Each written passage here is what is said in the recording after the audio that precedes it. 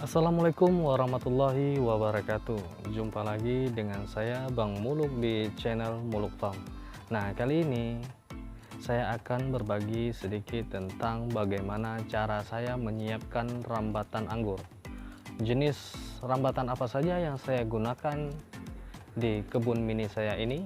Simak ulasannya sesaat lagi.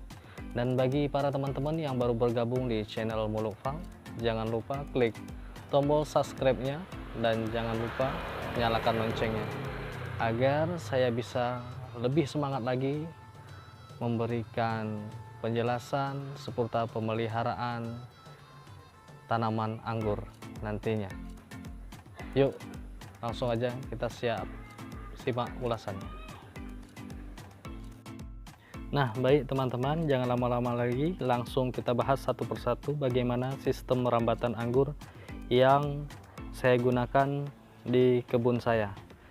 Nah, di depan saya ini sudah ada beberapa jenis rambatan anggur ya. Nah, sistem rambatan anggur yang saya gunakan di sini ada sistem para-para, sistem tabulam pot menggunakan sistem tralis tower, dan selanjutnya sistem tralis secara horizontal. Nah, sekarang akan kita bahas satu persatu. Yang pertama itu sistem para-para. Nah, yang namanya sistem para-para, yang pertama untuk merambatkan anggur kita harus membuat para-paranya dulu. Apa tuh para-para? Para-para adalah seperti kanopi, seperti kita membuat kanopi peneduh rumah. Cuman kita tarik kawat sling untuk rambatannya. Bagi yang memiliki budget yang cukup bisa menggunakan greenhouse atau dengan menggunakan baja ringan. Namun saya di sini dengan cara sederhana, budget yang low budget lah, dengan menggunakan kayu dan kawat. Nah, bagaimana kita merambatkannya? Nah, yang pertama ini ada pohon. Ya, saya tanam di tabulam pot jenis karnival. Nah, kita rambatkan ke atas. Nah, membentuk sistem tulang ikan atau biasa disebut rambatan sistem tulang ikan di para-para. Nah,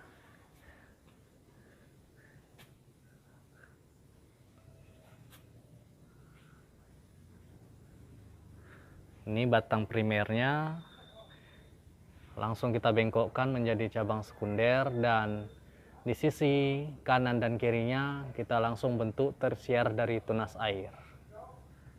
Ketika nanti cabang tunas air atau cabang pembuahannya sudah sebesar pensil, saatnya nanti kita akan buahkan. Untuk pembuahannya akan kita buat tutorial di video berikutnya. Nah, inilah sistem rambatan para-para dengan menggunakan sistem tulang ikan. Para-para juga ada bisa menggunakan sistem rambatan anggur seperti ini. Ini sistem potes 50-50. Jadi kita akan potes bentuk dua cabang, keluar bunga, nanti kita potong lagi. Nah, seperti ini. Nah, beralih ke metode sistem rambatan yang kedua yang saya gunakan, yaitu sistem tralis. Sistem tralis ini yang saya gunakan sistem tralis tower.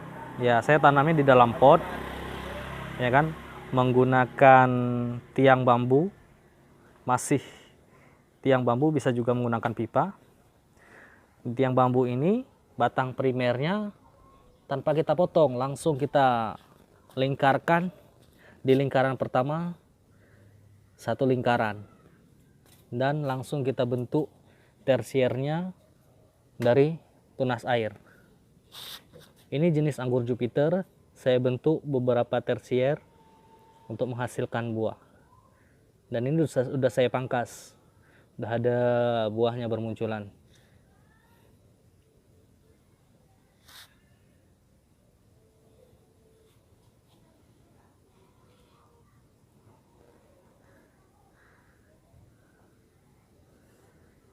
Nah, seperti inilah. Atau ada alternatif lain dengan menggunakan pipa seperti yang di belakang saya ini. Itu dengan menggunakan pipa, dengan potnya menggunakan planter bed, ada yang menggunakan pot juga. Menggunakan pipa, kita naikkan ke atas.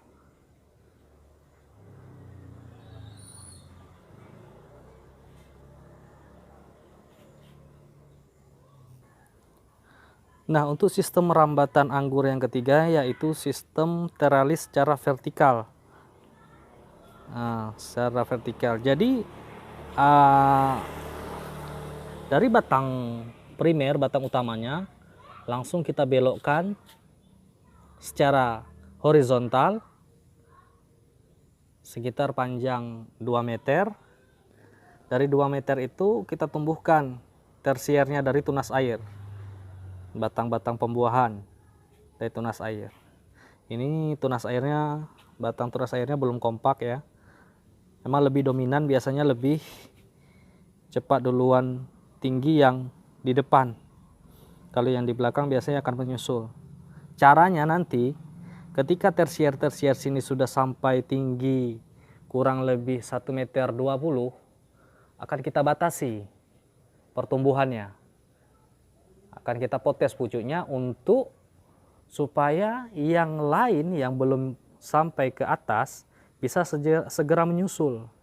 Misalnya apa? Pemberhentian nutrisi atau istilah pengangguran itu yang kerennya itu axle break. Nah, axle break kita hentikan pertumbuhannya supaya nutrisi berpindah ke tersier-tersier yang masih kecil nantinya. Dan pembuahan nanti kita lakukan setelah batang tersiernya sudah cukup kuat, ya sebesar pensil atau sebesar sedotan, dan tingginya sudah rata sampai batas yang sudah kita tentukan, baru kita lakukan pemangkasan.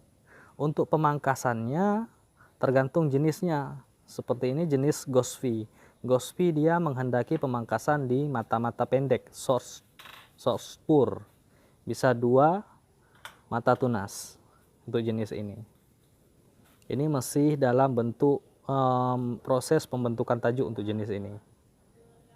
Akan kita update selanjutnya nanti waktu pembuahan.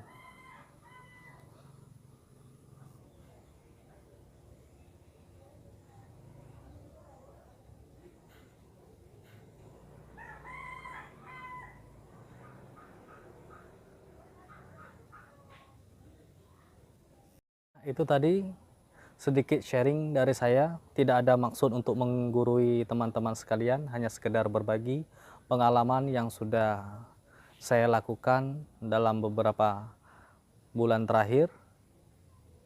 Semoga ilmunya bermanfaat. Lebih dan kurang saya mohon maaf. Assalamualaikum warahmatullahi wabarakatuh.